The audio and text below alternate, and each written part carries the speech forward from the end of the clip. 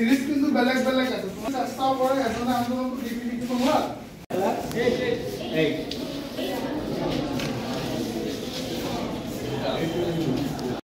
আজি জ্ঞান বিকাশ একাডেমিৰ সৌজন্যত জিভিএ অলিম্পিয়াড নামৰ এখন প্ৰতিযোগিতামূলক পৰীক্ষা আমি অনুষ্ঠিত কৰিছিলোঁ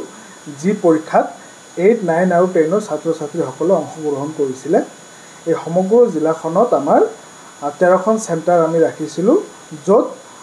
2332 গৰাকী ছাত্ৰ ছাত্ৰীয়ে অংশগ্ৰহণ কৰিছিলে এই অলিম্পিয়াড এখন OMR বেছড প্ৰতিযোগিতামূলক পৰীক্ষা এই পৰীক্ষাৰ জৰিয়তে আমাৰ জিলাখনৰ ছাত্ৰ ছাত্ৰীসকলৰ প্ৰতিভা বিকাশ আৰু শৈক্ষিক মহলৰ ওপৰত এটা সুন্দৰ বাতাবৰণ সৃষ্টি কৰাৰ আমি প্ৰচেষ্টা চলাইছোঁ আৰু আমি আশা কৰোঁ যে এই এক্সামৰ জৰিয়তে এই আমাৰ পিছপৰা অঞ্চলৰ ছাত্ৰ ছাত্ৰীসকলে আগন্তুক টাইমত বা ভৱিষ্যত দিনত কম্পিটিটিভ এক্সামৰ কাৰণে ভালকৈ সাজু হ'ব পাৰিব আৰু আমাৰ অবজেক্টিভ টাইপ পেটাৰ্নৰ জৰিয়তে বাচ্চাসকলে আগন্তুক দিনত তাৰ বেচিছত যিয়ে এক্সাম হ'ব সিহঁতে ভালকৈ উত্তীৰ্ণ হ'ব পাৰিব আৰু ভাল এটা ফলাফল দেখুৱাব পাৰিব মোৰ নাম মোহাম্মদ আব্দুল্লাহ শেখ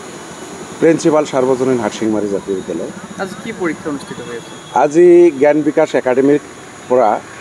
এখন স্কলাৰশ্বিপ এক্সামিনেশ্যন টেষ্ট পাতিছে ইয়াতে 8, 9 আৰু 10 এই তিনিটা শ্ৰেণীৰ ছাত্ৰ ছাত্ৰীসকলে অংশগ্ৰহণ কৰিছে তো আমি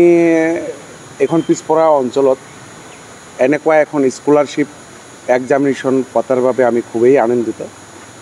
কাৰণ ইয়াতে ফাৰ্ষ্ট যিয়ে হ'ব ই মোৰ দেন 20,000 লাভ কৰিব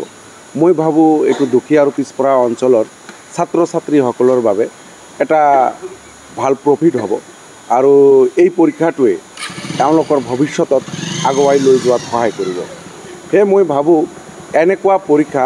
প্ৰতিটো এনেকুৱা ডাঙৰ যিবিলাক ইনষ্টিটিউশ্যন আছে সকলোৱে অৰ্গেনাইজ কৰিব লাগে যাতে আমালোকৰ ল'ৰা ছোৱালীক শৈক্ষিক দিশৰ লগতে আৰ্থিক দিশতো যথেষ্ট সহায় হয় আপোনাৰ বিদ্যালয়ৰ পৰা কিমান ছাত্ৰ ছাত্ৰী অংশগ্ৰহণ কৰিছে এইখন সাৰ্বজনীন হাটশিংমাৰী জাতীয় বিদ্যালয়ৰ পৰা 8, 9 আৰু 10 তিনিটা ক্লাছৰ পৰা প্ৰায় 100ৰ ওপৰত ষ্টুডেণ্ট অংশগ্ৰহণ কৰিছে